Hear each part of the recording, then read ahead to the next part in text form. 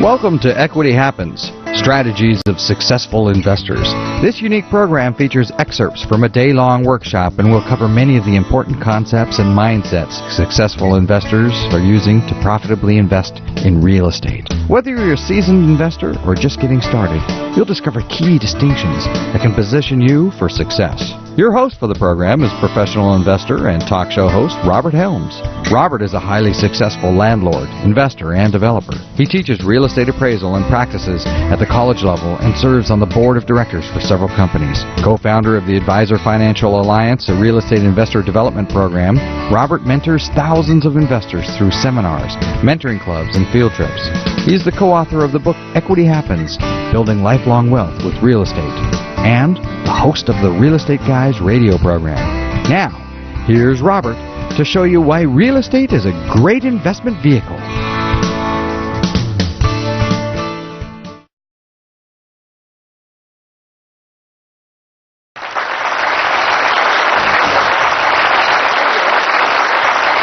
Lots of people say they want to own more real estate, and you know what they're doing this morning? They're still sleeping. You guys got up early, you got here, you made it on time because we're videoing today, and that already says a bunch about you. Guess what happens when we do a free seminar, and there are a couple things we do a year that are free. We get a whole bunch of people that sign up and they say, I'm going to be there, you bet, I'll see you there, I'll be at the seminar, and then the seminar comes and goes and they weren't there. As Mr. Rohn says, Jim Rohn says, well, the birds got them. Right? We don't know why that is. As soon as we put a price tag on the seminar and you had to write a check or use your credit card, you become a lot more likely to be here. And guess what? Today, almost everybody's shown up. Now, are a few people going to be late? Well, yeah, that always happens. A few people are going to be late because life happens, but a lot of stuff happens as you learn today. But I'd like to congratulate you for being here, and I have a question for you. Here's the question. How many of you came today because you want to learn more about real estate? Oh, look at all the hands. That is awesome. Now, here's a better question. How many of you came today because you want to own more real estate? Do you see the difference there? A lot of people want to learn about real estate, but guess what? Education is not enough. It's not enough, as I talked about earlier, just to learn. Education's important, right? You got to learn. You got to know something about it. My friend Todd Barnhart wrote a book called The 5 Rituals of Wealth. And in that book, Todd says there are no successful financial illiterates. Meaning that people get good in the money game, understand the game they're in. They understand finance. If you're going to get good at the real estate investment game or the real estate investment business, you need to have an understanding about it. So education is truly important, but education is not enough. We have this syndrome called paralysis of analysis, right? We get these people that come to our seminars, and we love these people. We call them groupies. And what they do is they show up to everything. They show up to our classes at the college. They show up to our seminars. They listen to our radio show every week. They know the formulas. They have calculators. They've learned. They've studied. What aren't they doing? Buying anything. And if you don't ever buy anything, how much are you going to profit from real estate? None. Now, you know what I love? I love all these no money down guys, right? No money down. There's no money down. First of all, can you buy real estate no money down? No. No, you can't. You can't buy real estate no money down. Well, okay, there are some instances where you can get 100% financing. You still have closing costs and all those kind of things, but it's very rare, and the competition for those deals is very high. So it's hard to get a really good no-money-down deal. Plus, because you aren't putting any money into the deal, the cash flow isn't very good, and many times those are the properties that end up what we call upside down, where there's more payment going out than coming in, boo hiss, and because of that situation, what happens is people lose the properties. Is that what you want to do, lose a property? No. So why is it that all these late-night TV gurus will speak to no money down? Because guess what a lot of people have? No money down. But they got $2.99 on their credit card, don't they? So I'm not trying to dissuade you, but if you have absolutely no money, no job, no credit, guess what you have also? No future, right? So it does take something. Now, it's possible to get started with just a little money and the desire. And you know what? Which is more important? Desire and attitude are everything. Absolutely. We have a saying at the Advisor Financial Alliance, which is our group of companies that help people create wealth through real estate, and that is education for effective action. Education is important, but what's more important? Action, and not just any action, not random action, but effective action. It's important that you learn what you need to learn so you can take the right steps. But the problem is people want to wait until they know enough before they do anything. Now, I don't want you to just take action right away like crazy. We had someone come in our office in one of our consultations. This is great. We do these consultations with people, and most of what we do, of course, we teach in groups. But at some point, we need to sit down with you and decide where it is that you're going. And we sat down with this couple, and they said, well, we're ready to go. In fact, we want a good deal, and we'll get one. If you can get us a good deal today, I will write a check. Who's looking for a good deal? Who's looking for a good deal? You guys all want good deals, right? That kind of goes without saying. Well, we had to kind of slow them down a little bit, say, whoa, back the horse up. Listen, you can't just write a check until you understand what real estate's trying to do for you, and that's a pretty important concept. All right, here's another question for you. Are you a consumer or are you an investor? And do you know the difference? See, most people that I see start in real estate investing are consumers who are suffering from an investorial seizure. They think they're investors, but the problem is they act like consumers. So what's the difference between a consumer and an investor? Well, here's one of the basic things. First of all, a consumer saves their money. They save, they hold on to what they have, and they don't want to let go of it. My hard-earned money. They put it in the mattress, they put it in the piggy bank, they save it, and they're very concerned about losing their money. An investor, on the other hand, invests their money. They don't save it and hoard it. They put it out there into the world so it can do some work. And if you put it out there in the world so it can do some work, it will come back, hopefully with friends. And then it's a bigger pile of money, right? Now, when people come through our consultation, they have different goals and different ideas and so forth. But everybody has a different perspective. Later on this afternoon, I'm going to talk about your personal investment philosophy. And what you want real estate to accomplish for you is probably very different from what the person next to you wants, even if that person is married to you or related to you, right? Sometimes we have to talk about those things. It's amazing how many husbands and wives come through the consultation process and they think they're on the same page, and so we start asking some of these questions. And we find out that they're not really on the same page, that it takes a little talking through to get that, right? And I've got that, and I'm not married, but just a little word of advice from watching a lot of couples come through consultation. Life is short, do it her way. All right, so consumers think everything costs too much money. Do you know how much it costs to park at the airport? It's amazing how much they can charge for food and soft drinks. And here's my favorite, bottled water at the airport. Bottles of water at the airport are like $3.50, right? That's a lot of money for water. But when someone says something's expensive, that's expensive. Here's what I want you to always say, either in your mind or out loud, either depending on the situation. When someone says that's expensive, or you find yourself saying that's expensive, I want you to say this. Compared to what? Bottled water at $3.50 is expensive compared to dying of thirst, right? So I'm staying at a hotel in New York City and I want to get my suit pressed, and I go downstairs to talk to the concierge about getting my suit pressed. They say, Mr. Helms would be happy to handle that for you. It'll be $22.50. And I went, $22.50? I don't want to buy another suit. I just want to have this one clean. I go, do you know that my dry cleaner charges $7? And they said, yes, Mr. Helms. And how much would it cost for you to get there? Today you're going to hear from one of the guys that is on our real estate show quite a bit, and also is our attorney, Jeff Lehrman. He's going to talk about how to form entities. And Russ Gray, who you'll meet today, and Charlie Kraftler and I went to see Jeff Lehrman at a seminar he was giving, and it was 10 minutes before it was time for him to start, and we pulled into the parking garage next door to the hotel, and Russ had driven that day, and he used to have this big old Suburban, right, this big old fancy car, because we like to carry around a lot of stuff, right, and he pulls into the thing, and the guy wants $35 to park the car for an hour and a half.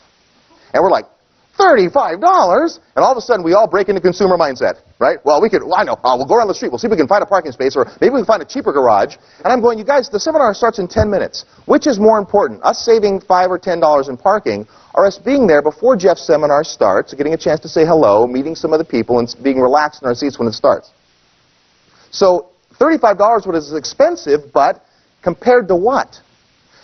Consumers focus on the price. And what consumers do with their money, by the way, is they buy depreciating liabilities, things that go down in value over time, like big screen TVs and jet skis and those kind of things that seem fun but add no value to your life. What do investors spend their money on?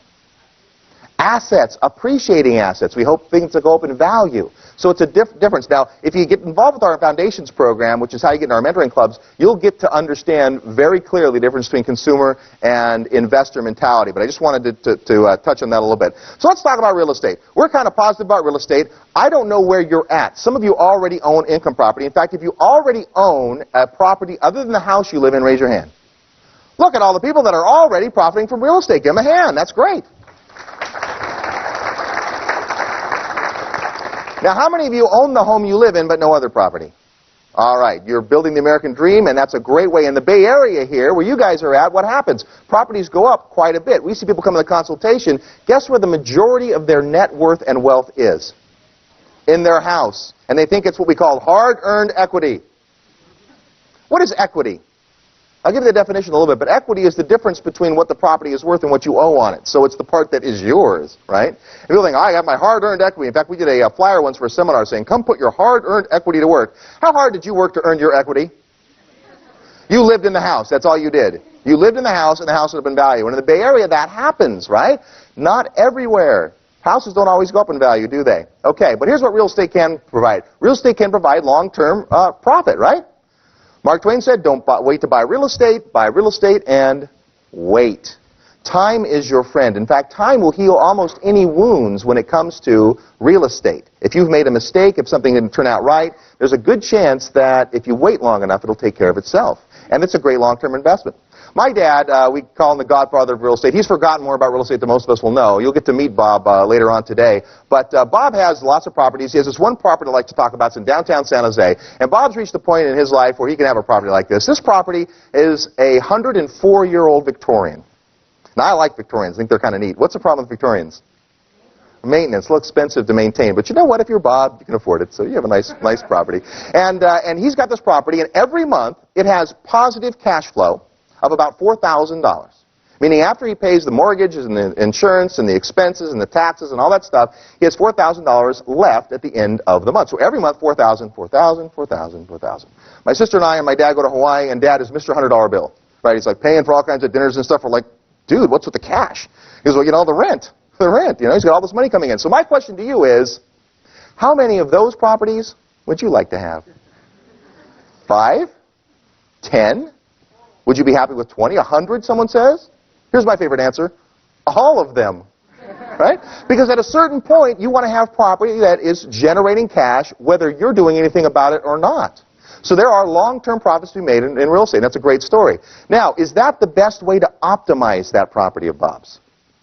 Probably not. Russ Gray is going to talk about optimization later on, and I'm going to give you an example of another one of Bob's properties that maybe isn't such a happy story. You'll think it's a happy story when I first tell it, but when I dissect it a little bit, you'll see where it can go with that. But the whole concept behind the buy and hold strategy is that over time, rents go up, you pay down the loan, and the property becomes more valuable. Is that a valid strategy in real estate? Absolutely. Here's the problem with that. It's slow and boring. And many of you don't want to be bored, right? So instead, we look at short-term profits. Can real estate generate short-term profits? Sure, lots of ways. So what we do in our foundations program and our mentoring clubs is we do case studies of properties. So wouldn't it be interesting to see what someone paid for a property, look at the pictures of what it looked like before, then look at what they spent to put into the property and pictures of it during construction, and then once it's done, what they sold it for. Would that be good information? Yeah, you get to see. Now, we have some people who do those kinds of projects, and they'll share the information with the group in mentoring clubs. It's one of the most powerful things we do is get like-minded investors together. But you can make short-term profits in real estate. Now, what else can you do? You can hedge against inflation because automatically real estate goes up kind of with the economy as rents go up and everything else. So it's good protection. See, inflation is going to work. The question is it going to work for you or against you? As values go up and as the dollar becomes weaker and so forth, as it costs more and more money, $3.50 to buy a bottle of water, the question is, are you a victim of inflation or are you a beneficiary of inflation? Which would you rather be? I think you'd want to benefit from it. We'll show you how to do that. Okay, also, there's some tax advantages. You know there's some distinct tax advantages. Today we have Dan Kennedy, who's a CPA, who's going to talk about some of the tax techniques and advantages for investment real estate that don't apply to your residence, but do to investment property that you have. And then Michael Yes, who's an attorney and a specialist in 1031 exchanges, is going to show you what I think is the second best tax tool there is in real estate, and that's the power of the 1031 exchange. If you don't know what that is yet, well, you're in the right place. You're going to learn all about it today. But there are some distinct tax advantages to investing in real estate. Also, a great thing about real estate is it can provide an ongoing asset. When you buy income property, you buy two things. Guess what those two things are? Income and property. That's what you buy, income and property. And a stream of income that continues and hopefully gets larger doesn't necessarily change the underlying asset. So you can have a property for years, right, that provides $4,000 a month positive cash flow, and then you can leave it to your kids. Or not, right? You get to decide. But it's an asset that will go on for future generations. Let's talk about owning your own home. I think owning your own home is the American dream, right? And when you own your own home, there's a lot of reasons to own your own home other than the money. One of the reasons to own your own home is you get to decide when to move and what colors to paint the walls. You get to decide how big your pet is and how many pets you have. No one tells you when to move or what to do or any of that kind of stuff. You're the one who gets to decide. That's a great reason. And you can raise your kids there and all that kind of stuff. And owning a home is awesome. In fact, it's a lot better than renting. But here's what we know. There will always be people that have to rent. Is that true? Eventually, I hope they become homeowners. But in the meantime, guess what they do? Pay my mortgages. I got over 200 of them. And every night they go to bed in one of my units, and they wake up in the morning, and they go to work, and they earn a paycheck, and they come back, and they pay some of it to me, and I don't have to manage them or supervise them or watch what they do or anything. It's really a cool deal.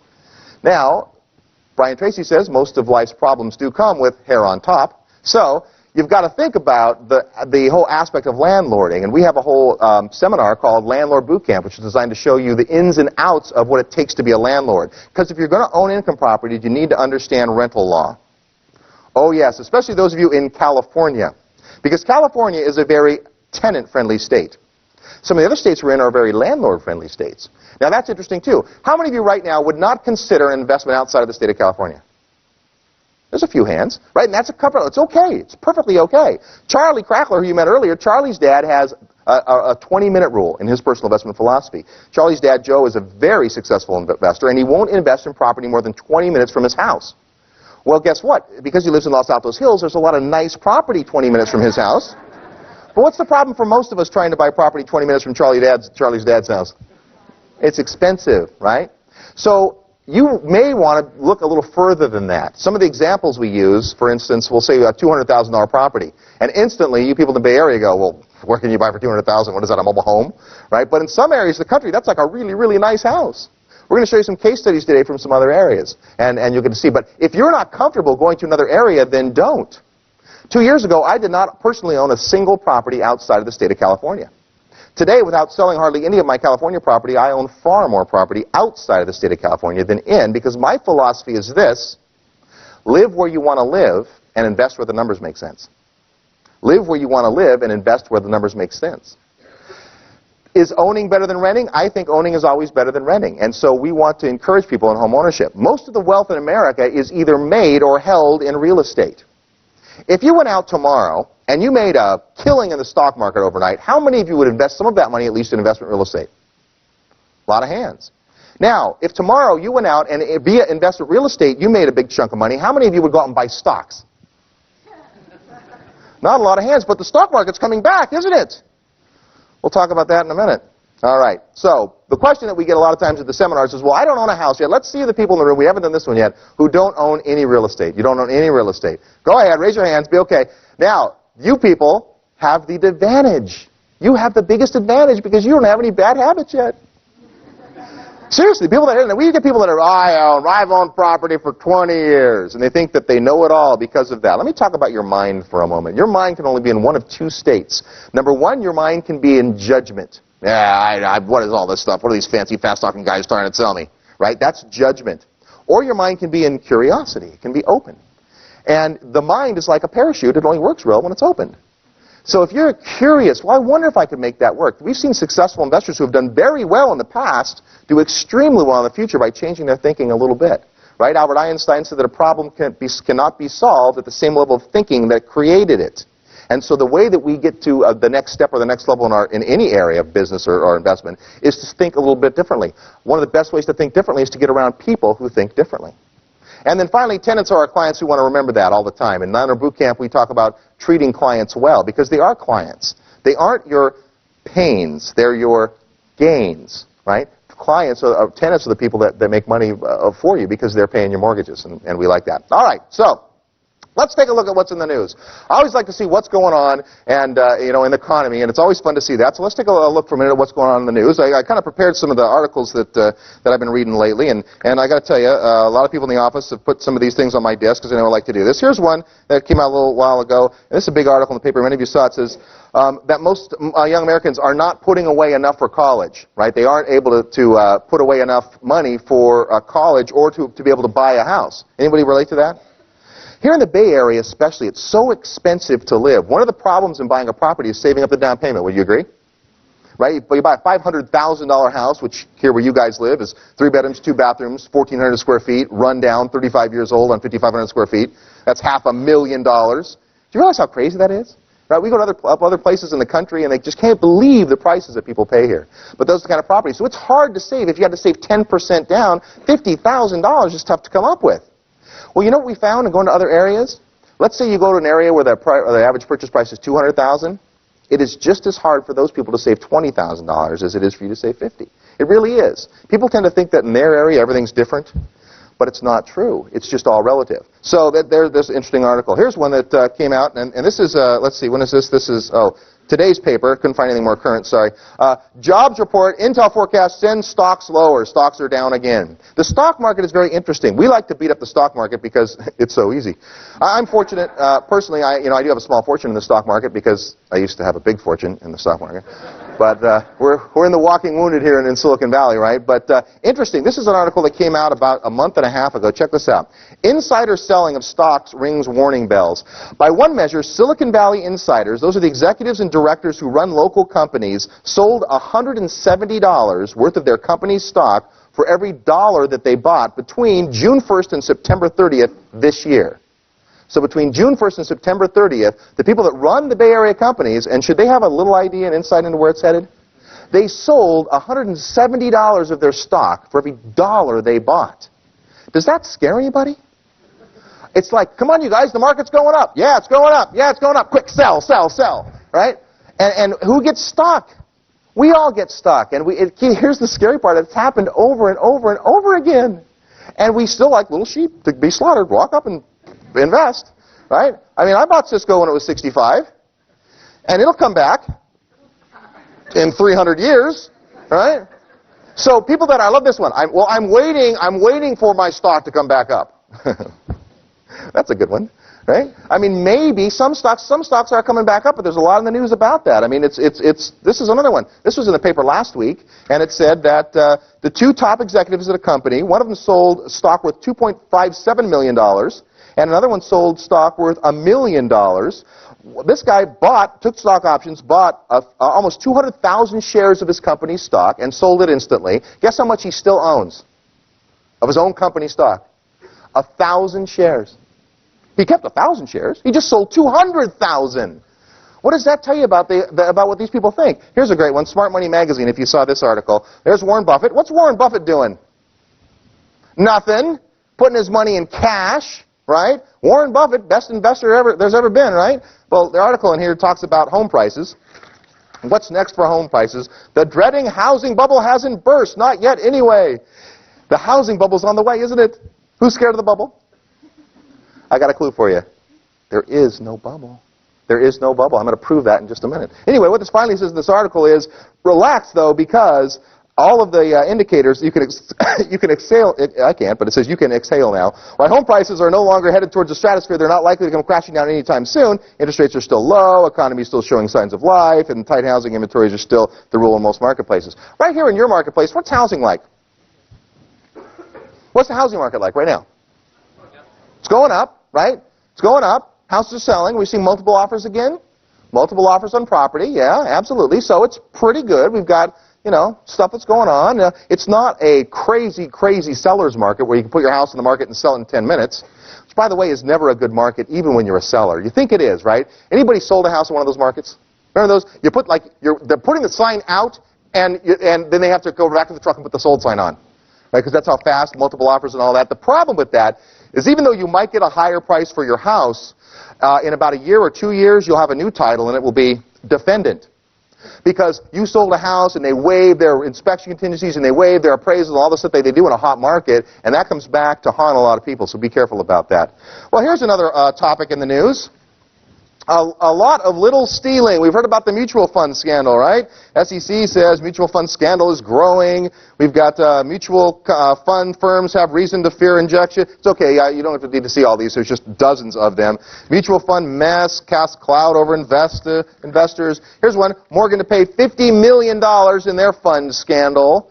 And prior to the mutual fund scandal, what was the scandal that we had? Remember the accounting scandal? Remember that one? Right? People were worried about irregularities in accounting. Do Americans have the confidence in companies they once did? No, they don't. And nobody cares more about your future than who? Than you. And so what in the past we've been able to do is just hand over our retirement accounts and our investment portfolios to somebody. We can't do that anymore. We need to be in charge. What else is going on? Well, let's talk about real estate. I always like to talk about that. The Bay Area office market is suffering. It's Santa Clara County, likely the worst in the nation. Here's that's office space, right? You know, you see a lot of these see-through buildings and stuff, right? You're driving down 101 and there's that Excited Home building. What a great building that is, right? It just happens to be empty. I'm thinking, that could be a really nice building. It's beautiful. There's lots of square footage in it, right? I'd like to buy that building, as long as I had a tenant for it. Bay Area apartment rents flat in third quarter. How many of you own rental property right here in the Bay Area? How are your rents? Sorry to bring it up. We've had to lower our rents a little bit. We've had to make some rent concessions a little bit. We have a little more vacancy than we used to. But guess what? Time heals all wounds. Is it always going to be like that? No, it's going to get better. You watch, I promise. But can you wait is the question. Here's another one about real estate. I love this one. Foreclosure activity rises in the valley. Foreclosure activity. This is so newspapery. Remember, there was an article here in the Bay Area about a year ago, and it said that foreclosures soar 121%. And people were like, wow, that must mean every single house is being foreclosed upon. Then you read down all the way through the article, and it said that from one quarter to the next, there were 8 more foreclosures in the whole county. So the media blows everything out of proportion. In fact, the media is always reporting the negative side. Most newspapers run 6 negative stories about real estate for every 1 positive story, even in great markets. But you know, you have to be careful what's in the paper. This is an article I know is important because it came out 3 days ago, and everybody in my office put it on my desk. I got 3 copies of these. Santa Clara County poised for multi-housing family home boom. So there's the one positive, right? All these negative articles. Finally, one comes out that's positive, and it says, yes, we're going to have room for multifamily housing, which could be good, right? And maybe not. But generally what they're talking about there, when they talk about multifamily housing, are those big apartment complexes that you see going in. Can you and I own those big apartment complexes? Not really. I mean, I haven't checked your financial statement on the way in, but personally, I have a little trouble with 1,000 units at once, right? It's one of my goals. I want to have 1,000 units in my personal repertoire, but I'm a ways away. Got a lot of goals, got a lot of funny goals. Here's one of my goals. Ron and I have a goal to personally be in debt $100 million by the end of next year. Who thinks we're out of our mind? Well, you haven't learned enough yet if you think so, because debt is what controls real estate. The more real estate you control, when it goes up in value, the more money you make, and you're going to be convinced of that by the time we're done today. And then finally, I'll end with this one, just as a little, an article for you landlords. $6 million awarded against a landlord because a 9-year-old boy was badly burned when he was trying to warm his hands over the stove because the heater didn't work. Should the landlord have some responsibility in that case? Yeah, probably so. Should the landlord have $6 million worth of responsibility in that case? I don't know, folks. It's tough to be a landlord. It is. It's hard today, and it's getting harder. I'm not trying to discourage you from it. In fact, quite the opposite. I just think that if you're going to be a landlord, what you want to be is an educated landlord, and you want to understand the game you're in and play by the rules. At Landlord Boot Camp, we teach people how to be ethical landlords, because you know what? It's easier. It's easier to do the right thing most of the time and to run property like it's supposed to. Much easier way to go. All right, so I like to see what's going on in the news. Especially like this one. Lots of stuff, right? We always want to be going and understanding what's in the news, but understand that newspapers have an agenda. When you see a headline that says, foreclosures up 121%, why did they put that headline in the newspaper? Because they want to sell newspapers. Do they care about how many houses are foreclosing on? They don't care. They want to sell you newspapers. When you're walking by and you see the stands, you go, oh, I want to buy that one. That's what their job is, and they do that through alarming you. You need to be careful about what you read. Now, you can believe everything you hear on the radio. That's all good. But you got to be careful about what you read. All right, so let's talk about real estate. How does it compare to other things? We look at all the other things that you could invest your money in, stocks and mutual funds and bonds, and we've kind of spent a little time on that. But you want to look at a couple of instances. Robert Kiyosaki in Rich Dad, Poor Dad. Who's read Rich Dad, Poor Dad? Great. Look at all the hands. I love that. It's like 80% of the people have read that book. Do you think 80% of people in America have read that book? Or do you think the kind of people who read that book and have their thinking changed come to seminars like this? Pretty cool. So in that book, he says that you should invest, maybe it's not in that book, but Robert Kiyosaki does say that you should invest in things that, number one, banks will give you the money to buy, and number two, you can get insurance on.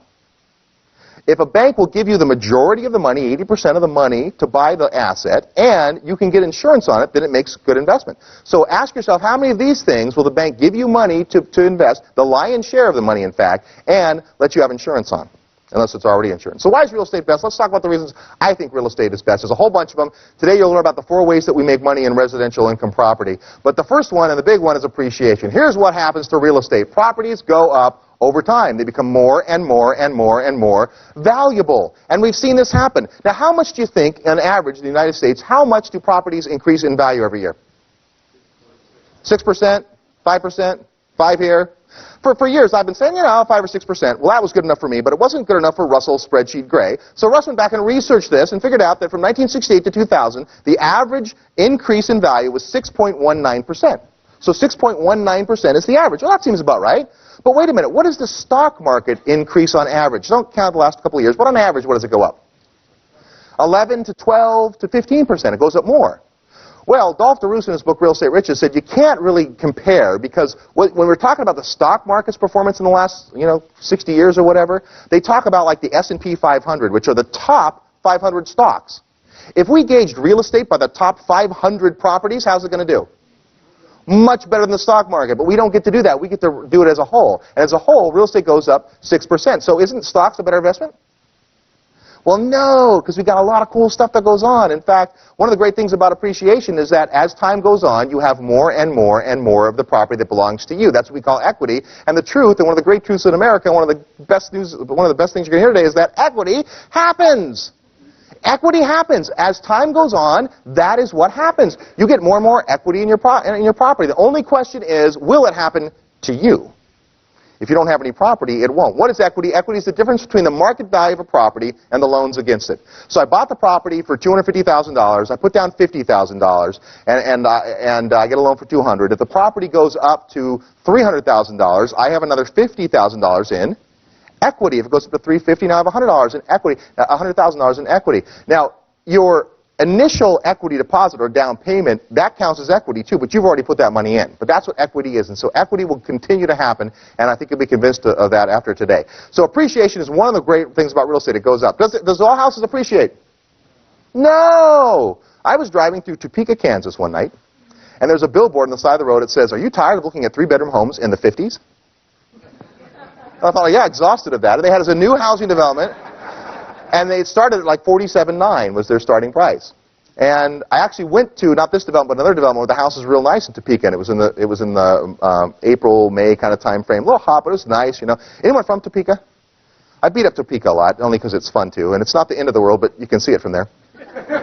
And I go to this housing development. It's a nice house. It's like 2,500 square feet, and it's $117,000 or something. I mean, I'm just going, wow, it's beautiful, full basement. And then the guy starts talking about how the homeowners association's dues include snow removal. And I'm thinking, oh yeah, like snow removal. One other time I was back there in the Midwest, I had pulled over to the side of the side of the road and got a soda with ice in it, left it in my car overnight, came back, and there was still ice in the soda. It never got above freezing. This is why I don't live there. The problem with owning a house in Topeka is you have to go there, and who wants to? But in Topeka, if I would have bought that house for $47,900, today it's probably worth $51,200. 10 years later. So it doesn't go up in value. See, remember we talked about average? The average is 6%. About 2 years ago, we started investing in a marketplace here in California called Sacramento. We put ourselves in first and a few key clients. Ron and I went in. Paul, who started today, our sound guy, and he bought some property there. How about a hand for the sound crew and the video crew today?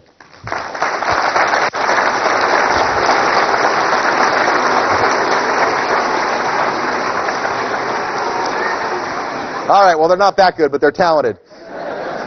Anyway, Paul's done sound for our seminars for a couple of times. He did this seminar, and he came and said, well, what about me? Like, could I put some property in? So Paul, who you saw standing on stage in the warm-up this morning, how many of you would rent to Paul? Not too many hands. Sorry, Paul. The question is, how many of you would Paul rent to? See, Paul owns property. We talked about earlier, should you own an investment property or a house you live in? Paul is a renter here. and he owns property in Sacramento. That property's gone up in value quite a bit. If I have time today, I'll tell you that story because it's a fun story. But property goes up in value, and Sacramento went up really well. We put clients in, many of the people in the room actually are either from Sacramento or bought property there, and those are the ones that you can tell are smiling, because last year, Sacramento was the ¡1 appreciating marketplace in America. Is it good to invest in the #1 appreciating marketplace in America? Yeah, are you always going to be able to do that? Now here's a question for you. Do you think that we went up and put a bunch of people into Sacramento property and then by some coincidence it went up in value? Or do you think that my company spends its time researching areas that are going to go up way above average? I don't know. You decide. See, here's the thing about average. Average means half the markets are better and half the markets are below. Do you know that more than half? Let's do this. Here's averages for you. Right now, half the people in this room are below average intelligence. For this room, right? Half of you are below average intelligence for the room. Is that true? That's a statistic for you. Look at averages, and they're only averages. Appreciation, though, the way that we do better than the 6% is we do a little research and a little study and a little due diligence, and we find markets that we expect will have better appreciation. Not necessarily the best in the nation, but pretty well. All right, what else? Leverage. This is a great positive benefit about real estate. In real estate, you don't have to have 100% of the money to get the asset. You control the asset for a portion of the value. So rather than have to have all of the money to buy a property, I can have just a part, a down payment, say 20%. What if I put 20% down on a $250,000 property?